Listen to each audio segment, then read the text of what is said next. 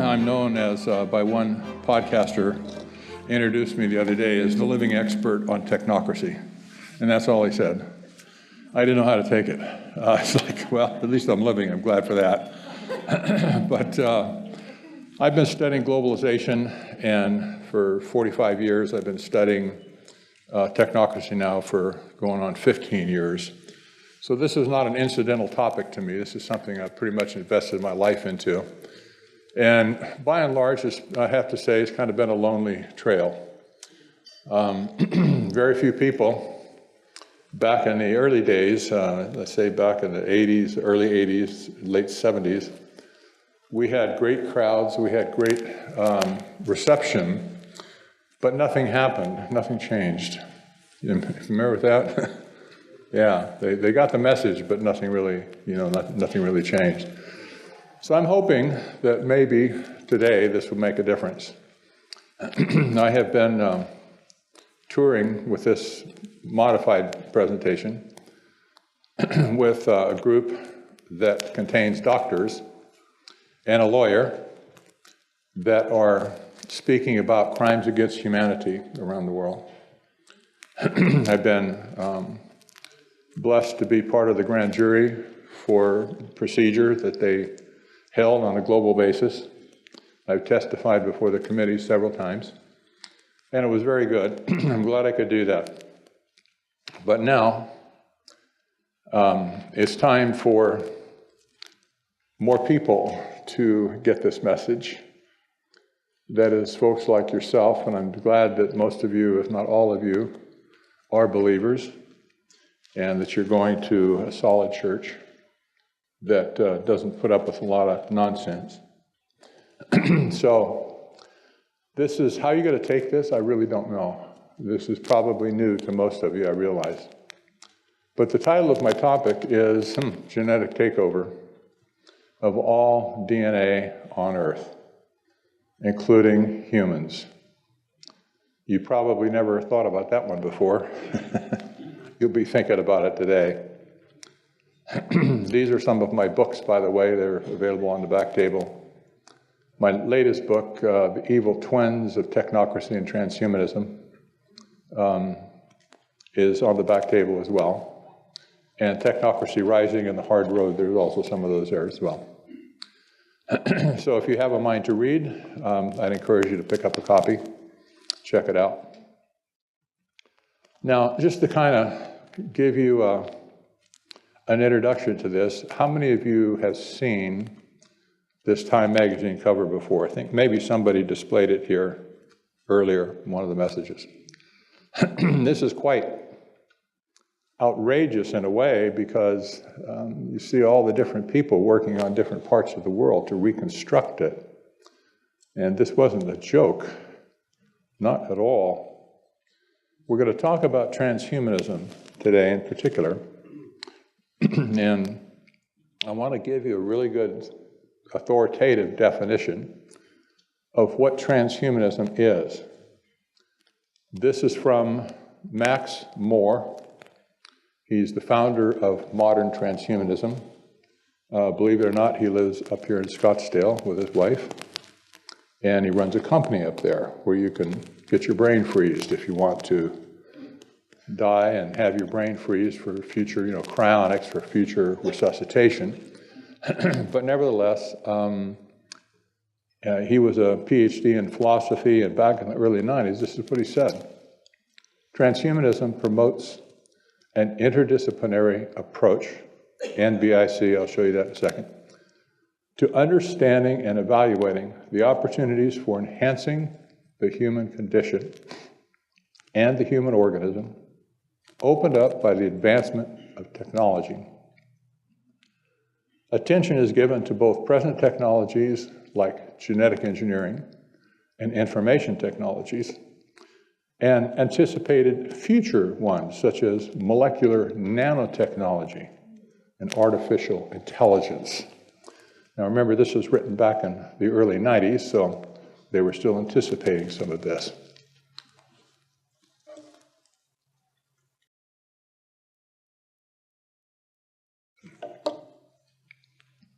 So this is what NBIC looks like. Convergent science. Just kind of let this sink in just a little bit. Atoms, nanotechnology, biotech, genes, cognitive science, neurons, that's your brain, of course, and information technologies, bits. In the past 20 years, there has been a massive convergence on college campuses of these 4 disciplines of science. This was somewhat unexpected. It has nothing to do with anything other than the convergence. But before 2000, there was virtually no one that was practicing all of these things together. The reason they came together was because they decided that if it were possible to extend life and achieve immortality, that this would be the way to do it, through science. It sounds a little crazy, I agree, it is crazy, but these people have had a 20-year running start. Actually, we'll see more than that, probably a 30 or 40-year running start, to achieve their goals. So here's another definition of transhumanism. This is from the World Economic Forum itself. The central premise of transhumanism, then, is that biological evolution will eventually be overtaken by advances in genetic, wearable, and implantable technologies that artificially expedite the evolutionary process. Is that a little bit oblique to understand? I'll tell you in simple terms. We're taking over evolution to design the world and the people in it according to our will, not yours. Now, by and large, this whole transhuman crowd are atheists. Not quite that simple just to call them atheists, but for the sake of this today, I will. They don't believe in God. They don't have any use for God, and they don't believe in intelligent design. However, they do believe now that the tools are available, scientific tools are available to manipulate and take over the genome and to engineer life the way they want to engineer life. Not the way God engineered you, but the way they want to manipulate you. So we're going to go back in time a little bit. We've already talked a little bit about the Rio conference way back in 1992. Here's another Time magazine cover. Time magazine is going to figure prominently in this, by the way, because Time has been one of those master globalist publications that has led the way pretty much on the party line on all of the things we're talking about here. You see why as we go on. The Earth Summit, as it was known, 1992. It was a massive gathering of people, tens of thousands of people in Rio de Janeiro. And they were there to create the doctrine of sustainable development. They were there to create the agenda for the 21st century. A book came out of that, by the way, called Agenda 21. That orange book there. I cannot tell you how many times people have accused me of being a conspiracy theorist for mentioning Agenda 21. So it got to the point, I should have done it here, but I don't think I have to with you people, but it got to the point where I bought a copy of it. Well, I had a copy. You can buy it on Amazon, actually, and I carried it around. It's a big, thick book. It's like, if you got hit with it, you know you got hit with something. And I said, so if this is a conspiracy theory, please come up. I want to smack you in the head with this. And just see, what can you say? Pretty much shut them up. Now, the book right below it, the Global Biodiversity Assessment, that is a killer. It was 1,280 pages of glossy paper. It was about that thick. If you got hit with that, you might not get up for a while. So here's how Agenda 21 and the Global Biodiversity Assessment got put together. at Rio de Janeiro. Leading up to it, there were two people that provided almost all of the doctrine for sustainable development. One was Gro Harlem Brundtland. She was formerly the Prime Minister of Norway. And she wrote a book at the instance of the United Nations called Our Common Future. This also is available on Amazon. And Our Common Future was used almost completely in the formulating of Agenda 21. The United Nations since have called her the mother of sustainable development. But there was another gentleman involved, Jim McNeill. He wrote a book just a year and a half before the conference took place called Beyond Interdependence. And if you can read the fine print down there, it says the meshing of the world's economy and the Earth's ecology. These two people were closely associated with an organization known as the Trilateral Commission that started back in 1973. Gro Harlem Brundtland was actually a member of the commission, and McNeill actually wrote this book, and it was published on the Trilateral Commission's letterhead, no, not letterhead, imprimatur. So together, they became known as the founding fathers of Agenda 21. Both of these books are still in print. Both can be acquired on Amazon, and I hate to say their sales are pretty poor. You might expect that, but so their doctrines went into Agenda 21. And I'm not really going to talk a lot about Agenda 21 in particular, and I'm not going to talk really at all about technocracy here today. That's for another topic, another day. So the conference came and went. Most people rolled their eyes and went, ho-hum, they're at it again. I mean, what else can you say about groups like this, you know, the do-gooders of the world, right? And they just let it pass. But 2 years later, some dissent surfaced. This was critical to me. When I found this book, written by two principal participants in the Rio de Janeiro conference. There were two, one is a professor, one was a journalist.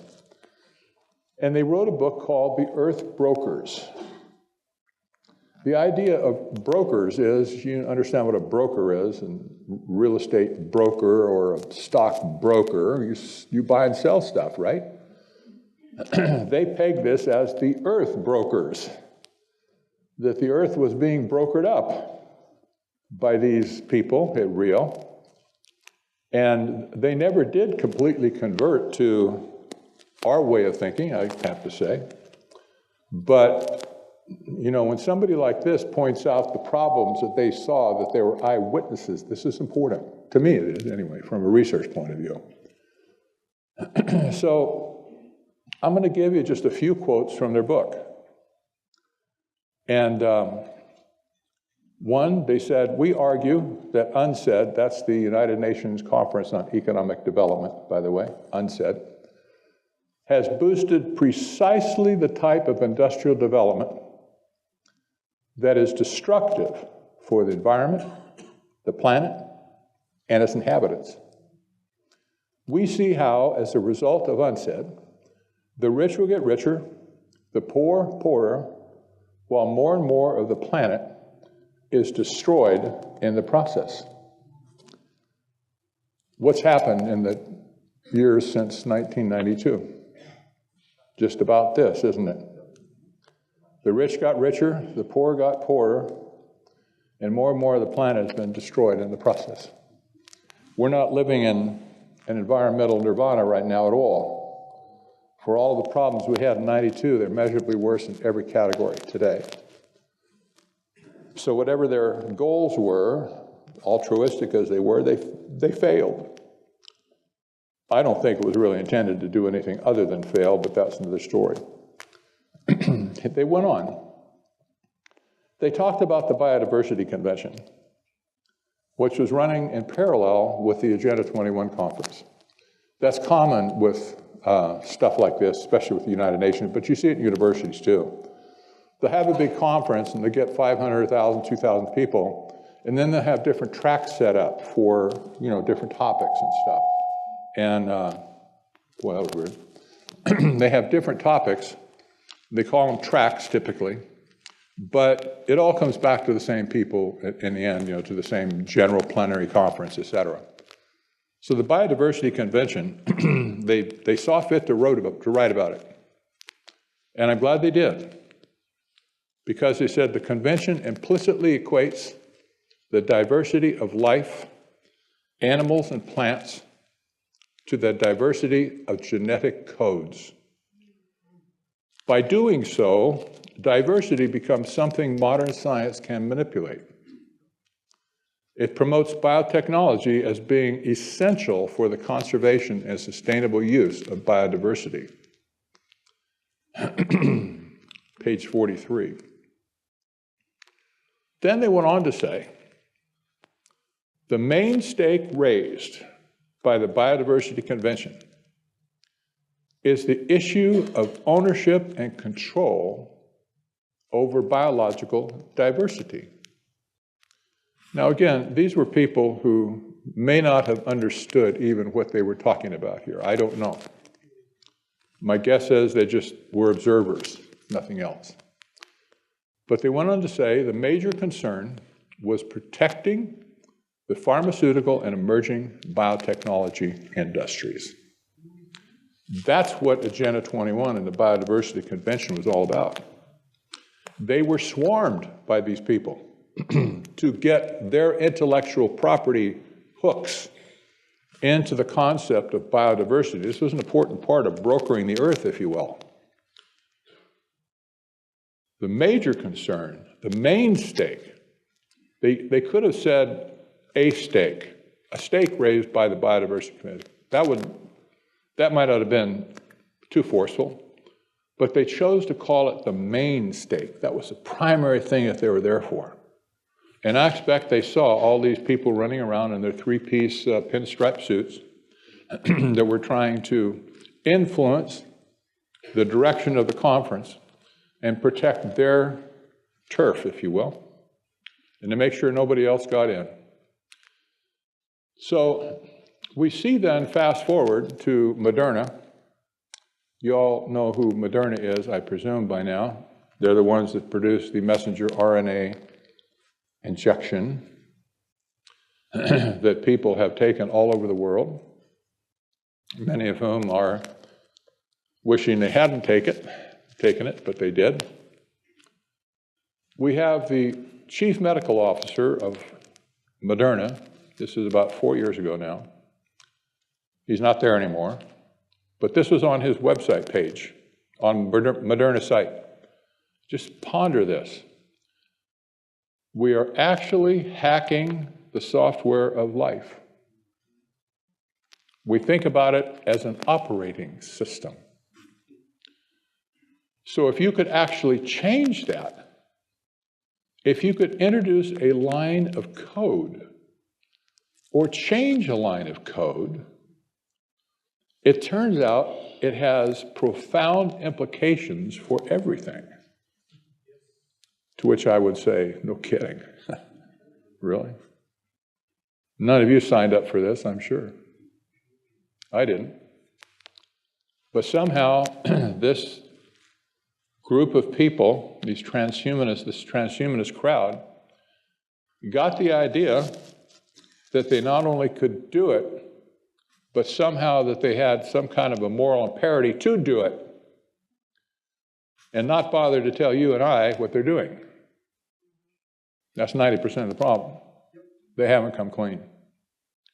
They may never come clean, for all I know, although we're working on it. So, see if we can get this up. The thing they will remember from the COVID crisis is this is the moment when everything went digital. And if this was the moment when everything became monitored. That we agreed to be surveyed all the time, not just in authoritarian machines, but even in democracies. And maybe most importantly at all, this was the moment when surveillance started going under the skin. Because really we haven't seen anything yet. I think that the big process that's happening right now in the world is hacking human beings, the ability to hack humans, to understand deeply what's happening within you, what makes you go. And for that, the most important data is not what you read and who you meet and what you buy, it's what's happening inside your body. Okay. Equipment check. Cool. But let's consider for a minute what has actually been modified since 1992. Well, we know seeds have been genetically modified. How many of you shop in the store looking for GMO-free, food? Seeds, right? So we know that pretty much, Monsanto and Bayer have taken over the genetic engineering of crop seeds, especially. We know that insects have been modified. Companies like Oxitec, a good example, they created a mosquito that has a kill switch in it that when it breeds with the female's offspring can't live. They can't even get out of the water. So they're spreading those insects all over the place right now, down in Florida, down in South America. And then you have animals that have been modified. We're all familiar with that pretty much. Beef and pigs and chickens and turkeys. Don't know why I have chickens in there twice. I don't even like chicken. But, but the chicken lobby is going to tell me this now. Oh, you're really. We know that fish has been modified because it says farm-raised fish. Well, they figured out how to take a salmon from the sea, genetically modify it so that it will grow twice as fast on a farm. And they can grow them up. They look pretty much the same, I guess. They can grow them up and slaughter them, and they get fish twice as fast under controlled situation. Trout, catfish, tilapia, striped bass, flounder, and a bunch of other stuff too. Those have all been genetically modified at this point. Just go to the store and look at the labels. Then you have bacteria and viruses that have been genetically modified. COVID was genetically modified with gain-of-function research. I'm not afraid to say that, because I know I'm right. Only because I talk to doctors who know they're right, scientists. You have bacteria that have been genetically modified. A good example of that are the bacteria that was created to mop up oil spills in the ocean. Kind of an interesting application in a way. I wouldn't say I'm against that, but maybe we shouldn't have the oil spills in the first place. But all of those things have been modified, and that only leaves basically one frontier left. You follow me? One frontier left. Space, the final frontier. These are the voyages of the Starship Enterprise. Their ongoing mission, to explore strange new worlds, to seek out new life forms and new civilizations, to boldly go where no one has gone before. And no one wants to go there still. This sounds like science fiction. It's not. We can't even tongue-in-cheek joke about it being like science fiction because it's so deadly serious. And I'm going to give you a slideshow here of several Time magazine covers, starting, the date is on the left, starting in 1971. And just kind of think, where were you when these covers appeared? I mean, isn't Time magazine always in the grocery store line? Sort of. I mean, I think. Along next to the, the tabloids. Well, in 1971, this cover touted the new genetics. Man into Superman. Never heard a discussion back then. I don't know what I was doing in 1971. I clearly wasn't paying attention. How about 1977? The DNA Führer, tinkering with life. How about 1984? Shaping life in the lab. The boom in genetic engineering. That guy's an interesting guy, isn't it? That's the guy. Looks like an evil scientist or something. How about 1994? It's 2 years after the Rio Convention. Genetics. The future is now. New breakthroughs that can cure diseases and save lives, but how much should nature be engineered? Anybody see any of these along the way? I know, don't be ashamed if you didn't raise your hand. I didn't. 1999, special issue. The future of medicine. And the little subtitle down there, how genetic engineering will change us in the next century. See, there was no under the cover whispering about this. They flat out said it, but nobody was paying attention. How about 2015? The gene machine. What the CRISPR experiments mean for humanity. This was after, of course, CRISPR technology was invented. That's the snip and clip way to change genetic code. 2015. And then here's another magazine, Scientific American, that came out with a cover, Progress and Controversy, Genetic Engineering. And the reason I put this in was point 1.2 down in the middle of the white spot. The RNA revolution, just so you could get it, I want to make the connection here.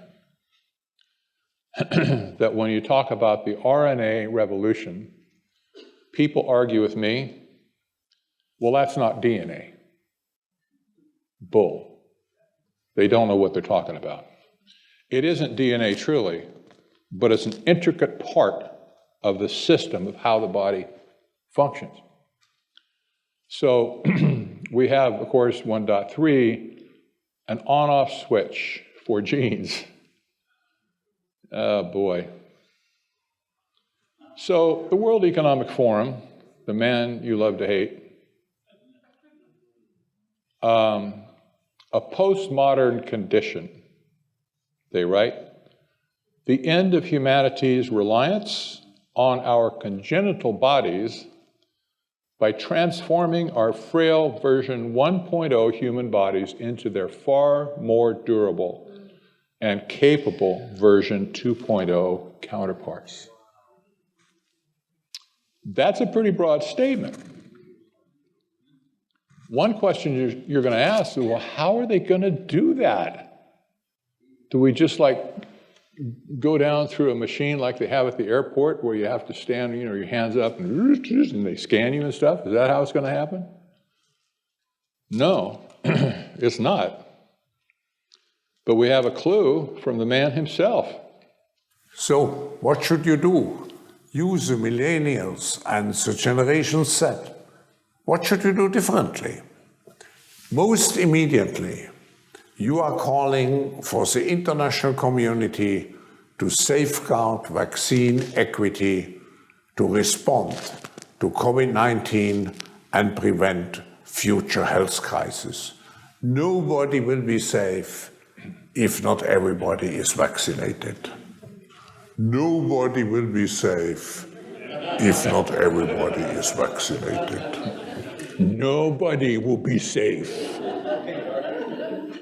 Now, this is pretty ostentatious, of course, for a man who has no medical credentials whatsoever, who has no clue of what he's talking about, but he's building a party line here based on transhumanism, because he knows that the shots are the first step to convert us into humanity 2.0.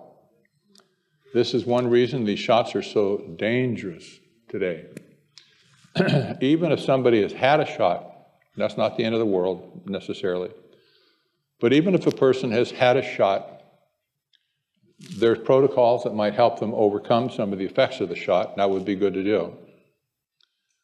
But the many people who have had totally adverse reactions to the shots. It's just off the charts. It's incredible.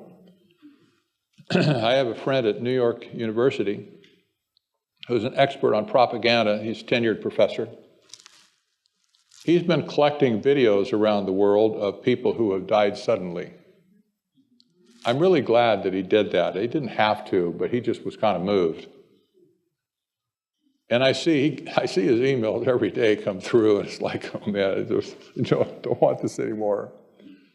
But you see a soccer player running down the field at top speed and just fall over, die. Maybe shake a little bit once he's on the ground. You'll see newscasters that are sitting here just like this and they fall over, dead. You'll see babies that have taken these injections that just have a seizure and die. You see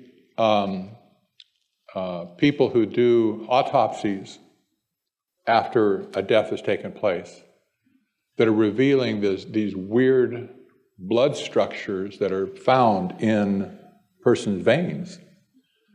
It's absolutely morbid, and I don't want to bore you with all that necessarily, but this transhuman angle is so patently evil, you can't believe it.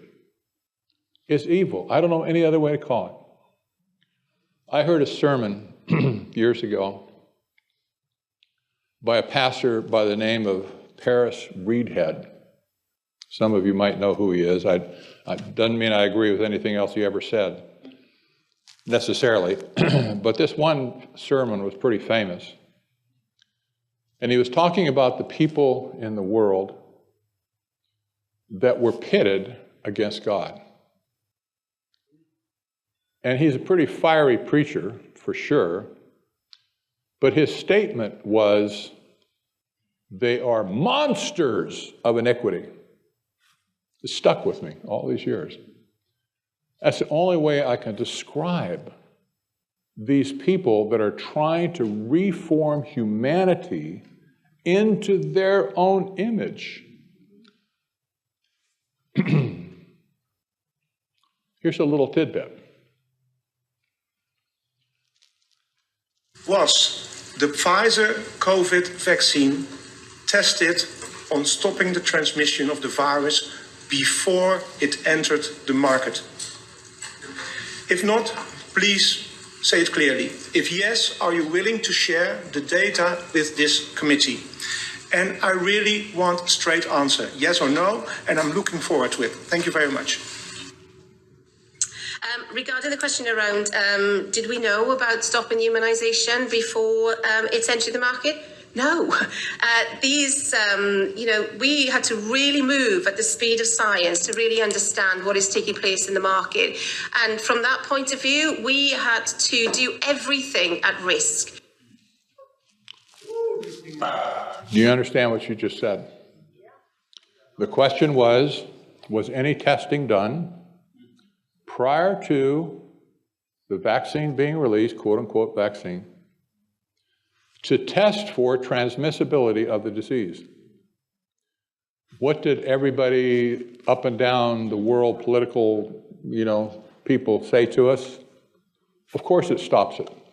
Of course it stops. You get vaccinated, even Klaus Schwab just said it. You get vaccinated, you protect everybody around you. There was never any testing done.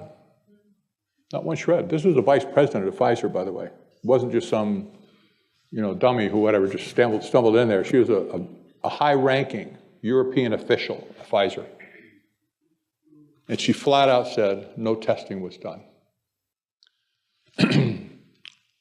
It was a fraud. The whole COVID pandemic debacle was a fraud. I can't say it any other way. Those who suggested that on an early on basis were vilified, canceled, shamed. Many people lost their jobs. My friend at New York University almost lost his job. He fought him and won. I had a mental picture of a doctor, a DO, at the University of Southern California. It was a hospital, I think it was UCLA Hospital perhaps, who was escorted out by security. In the middle of his rounds, they grabbed him and escorted him out, took his pass, and said, don't come back, because he was critical of what was going on. They basically canceled his life. This has happened countless times around the world. But in fact, it was all a fraud from the beginning. This is egregious. To anybody in the world, this is egregious. And part of what you're going to be thinking, as you go away from here, is how can I explain this to anybody else? I hope my book makes a difference. So Klaus Schwab got a hold of this idea. He's going to create a great narrative. He wrote a book about it. A great narrative for a better future. Now, I'm not going to bore you with all the details of this, but basically he said, we're reimagining the future for you. We are reimagining the future. They never sent us a survey, did they? No. They didn't. And this book is probably the most boring looking book you ever saw. I had to buy a copy of it, unfortunately, read it. Put me to sleep 3 times. But here's a few of the people. I just want to say, whoever controls the narrative controls everything else. That's a truism. Whoever controls the narrative controls everything downline. Now, this isn't all. I didn't put these pictures up to say this is the master control grid. You might recognize some of them. Of course, Klaus Schwab, Bill Gates, Yuri Yuval, the head of the United Nations, the head of the World Health Organization. There's more in this crowd at the top that's pushing this agenda. It would have been bad enough, I suppose, if I just left it there for you. It would seem rather hopeless, I guess. What can we do? It's so big. How can you fight this? Just incidentally, by the way, I'll just say, don't let them put a needle in your arm, period. Don't let them do it under any circumstances. From now on, if you already had a shot, don't do it again. September 12, just 3 months ago, our illustrious president, Joseph Biden, penned an executive order. I'm just giving you the title. Executive Order on Advancing Biotechnology and Biomanufacturing Innovation for a Sustainable, Safe, and Secure American Bioeconomy. It's on the internet. You can go read it. If you want to take a picture of it, go search for it. You can find it. So here's some of the things that he said. These are direct quotes from this executive order. I think it was too long to bring the whole thing. We need to develop genetic engineering technologies and techniques to be able to write circuitry for cells and predictably program biology in the same way in which we write software and program computers. Now, you know that Biden didn't understand 3 words of this whole thing. Right? Learn to code, dude, right? Not hardly. But somebody wrote it for him, obviously, and this is what they wrote. Man, we need to get after writing circuitry for cells, those cells out, those pesky cells out there, your pesky cells. We need to start writing circuitry for your pesky cells because you don't line up the way they want with their agenda.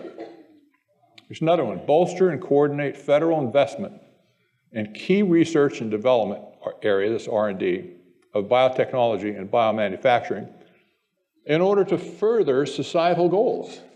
I never knew we had societal goals. Honestly, but they obviously figure, oh, well, we got societal goals. Building a vibrant domestic biomanufacturing ecosystem. Expanding training and education opportunities for all Americans in biotechnology and biomanufacturing. Federal investments in biological services, biotechnology, and biomanufacturing to enhance biosafety and biosecurity best practices throughout the bioeconomy R&D enterprise. Now, what he said here in this, he's laid the groundwork for turning over all of our government resources to these scoundrels, to not only give them money for R&D to further their craziness, but to build factories for them where they can make the stuff once they get it engineered. That is, train workers to work in there. And if you read the whole, if you were to read the whole thing, you just kind of have to wonder what's he smoking? It's absolutely bizarre. Yet, this is the president. It is an executive order. It's on the books. I wish it stopped there. In October of 2022, and part of the order of the executive order was to create reports to bring to the president. This report was issued by the White House. It's called the National Biodefense Strategy and Implementation Plan.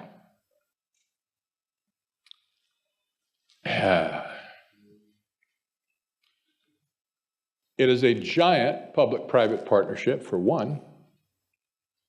It states down in the text, stakeholders with a role in the prevention, preparedness, detection, response, and recovery from bioincidences, that is federal and state and local governments and non-governmental and private sector entities and international partners. Now, wait a minute. Wait just a minute. Stakeholders. Are you comfortable with that word, stakeholder? You see, stakeholders have nothing to do with our country whatsoever. This is a spin-off of Klaus Schwab's stakeholder capitalism, where he says everybody needs to be involved who has a voice. So if a corporation, being a corporation, whatever, you've got non-corporation stakeholders that are on the board, that are telling the board what to do.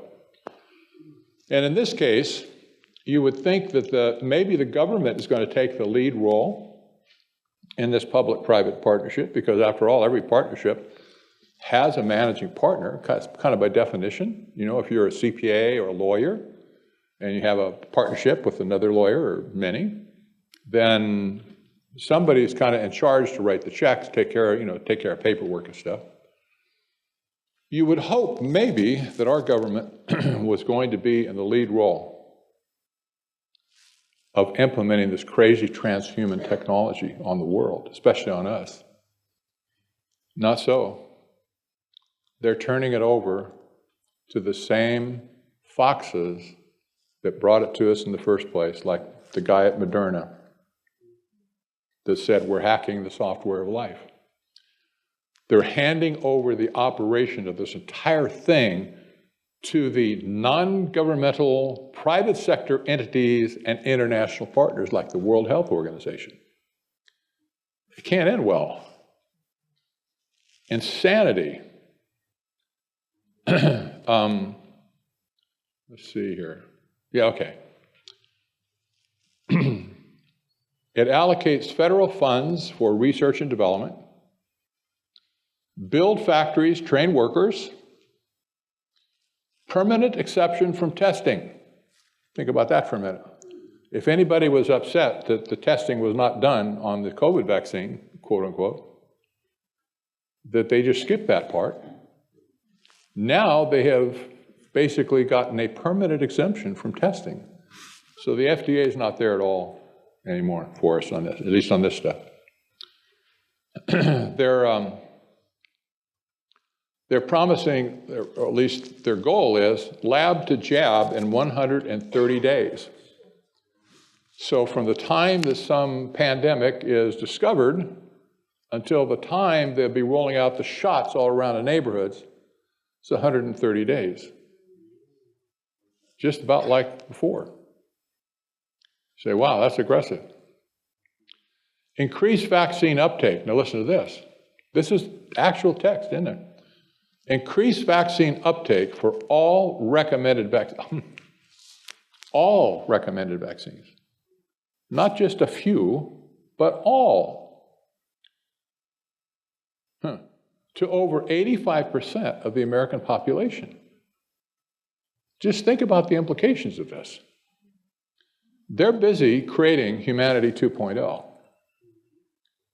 They're actually busy, as we might surmise, they're more busy in destroying the world than, anything good. But these madmen have got control over this entire biomedical complex.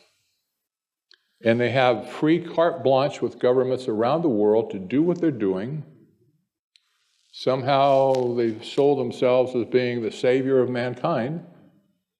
And if everybody just listens to them, you'll all be okay. Unbelievable. So let me explain to you the Great Reset, just in very simple terms. It didn't talk about technocracy. But technocracy is to societal structure and operation as transhumanism is to the humans who live there. That's their concept. They're going to create a fourth industrial revolution to restructure the planet. But they also believe that they must restructure the people who are going to live in that planet. You can see, I think you probably can see, a vice grip coming for the church.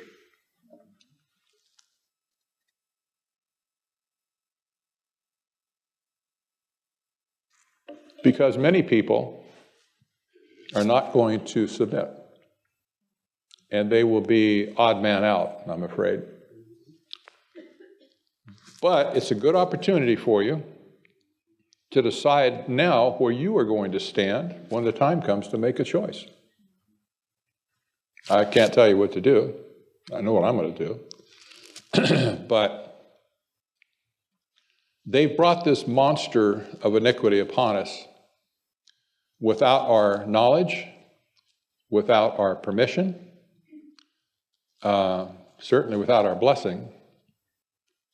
And they're just doing it because they think they're right.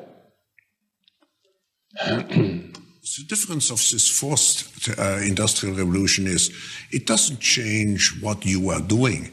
It changes you. If you take genetic editing, right.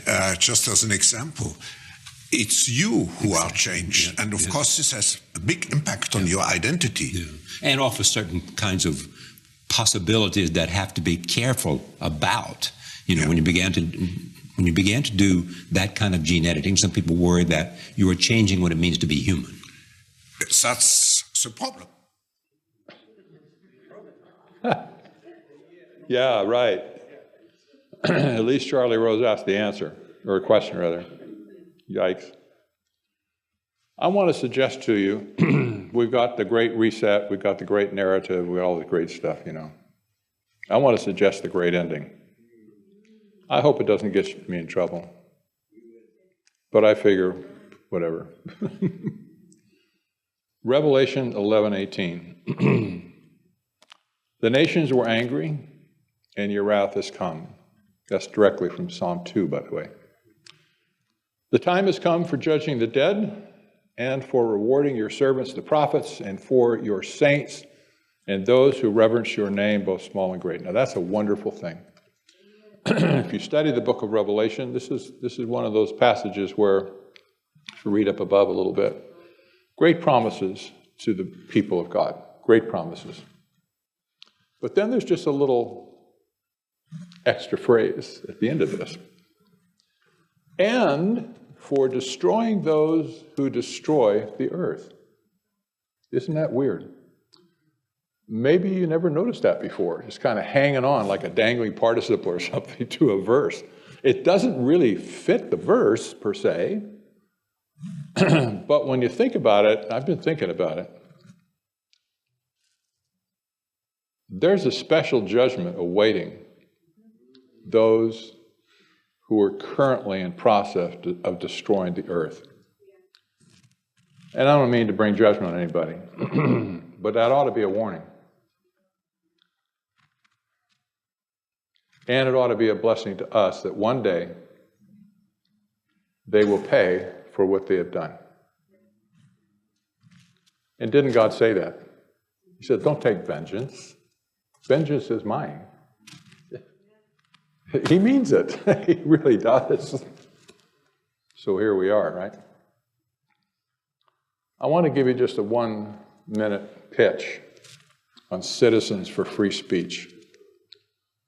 This has nothing to do with transhumanism. Most of you are probably aware that free speech has been under tremendous attack in the last several years. When COVID hit, I believe it was a technocratic coup to take over the planet. But when COVID hit, churches were shut down. That's point 1 in the First Amendment. Free speech, you couldn't assemble. You couldn't assemble and you couldn't speak. You couldn't talk to the government because all the offices were closed. I tried a couple times, busy signal. No, not there. The First Amendment, well, we've seen censorship, of course, too, just outright cancel culture, censoring people's speech. The concept of free speech is not given any authority by the First Amendment or the Constitution. And I just want to stress this. This is important, especially for Christians to understand. If you think we have or exercise free speech, freedom of religion, freedom of to assemble, etc., if you think that these rights are given by government, you would be wrong. The founders of our country said these were rights given by God. They believed that. I can't apologize for that. They believed that. It's clear in the writings. These are unalienable rights, they called them. The reason the First Amendment starts out with Congress shall make no law, is specifically to instruct the government, keep your hands off of these areas, period. These aren't yours. They're not yours to manipulate and whatever. And I've since found that other countries that don't have a constitution like ours and don't have a First Amendment like ours, do you realize how much they value free speech? Take China, the riots going on in China. Take Iran, the riots going on in Iran right now. They're clamoring for a voice. You see demonstrations in Europe with hundreds of thousands of people coming to the street.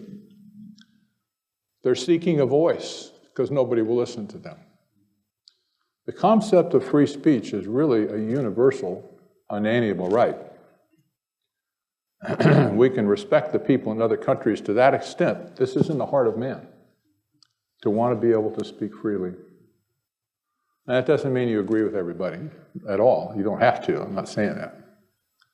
But your ability to bring up an idea and have it debated and discussed, etc., this is what made our country our country. It worked here. It worked here. It didn't work in so many other countries because they didn't write it in anyway. They didn't value it. They didn't lift it up. So there's a lot of despotic, authoritarian countries in the world. But we have a big problem in America right now because the same people that are bringing the needle of transhumanism to your arm and my arm, they're trying to crush the First Amendment too, and all of those unalienable rights. And it's everywhere. This is going to get ugly one day, I'm afraid. I hope it doesn't, but it could get ugly. Because I've heard people say, from Europe especially, that you know what happens when free speech is gone. Of course, they have a historical context for this, right? They had Russia, they had Germany, and they had the Holodomor in Ukraine. Those are horrible periods. They said, well, you know what happens when free speech is quashed? No, what? That's when the killing begins. They're just blunt about it. That's when the killing begins. When they can take over the media and all of people's ability to cry out for help and to communicate and stuff, that is exactly when the killing begins. And I thought about it a lot, and I think he's right. We don't live in Europe, but I expect that observation is right. So we're fighting for free speech in America. I created this nonprofit organization back in 2018. It's just before COVID. Had no idea what was going to happen from there, but we got through COVID. People understood that COVID was a free speech issue. I'll get to that in just a minute. So we went from about 5,000 members to currently over 60,000 members today nationwide. People are sensitive to this. They realize how important it is. So I expect that in the end of it, for those Americans who want to put up a defense around their community, around their lives, their neighborhoods, etc., they're going to have to engage in some exercise of all of these unalienable rights, whether it be assembling, speaking, writing, or perhaps even seeking redress of a government agency. These things are critical to our survival. So I realize a lot of people can't go that far, and that's okay. But we brought some of our newspapers back here, the Free Speech Statesman. You're welcome to take one, I hope you do, and read it, 16-page color. Read it, check it out, and if you want to join with us, it doesn't cost anything to join. We're our member-supported organization, but we don't demand a fee up front, right? So check that out. And that's part of our defense at this point against all the things that I've been talking about so far. It is part of our defense. If nothing else, it ought to give you a confidence that when you speak out against the official narrative, that you have the moral high ground, that you're on the right side of history here. It makes a huge difference in your willingness to speak up at all, right? But we really do have the moral high ground here. We need to exercise it, not in a mean way, not in a cruel way or anything, but at least as Christians, we certainly need to be able to figure out how to talk forcefully, and pointedly and forcefully to convince people that they need to take a change in attitude and a change in mind and run from these monsters of iniquity. Because they're after everybody. Wouldn't it be nice if they're only after just one part of society? How about the seniors?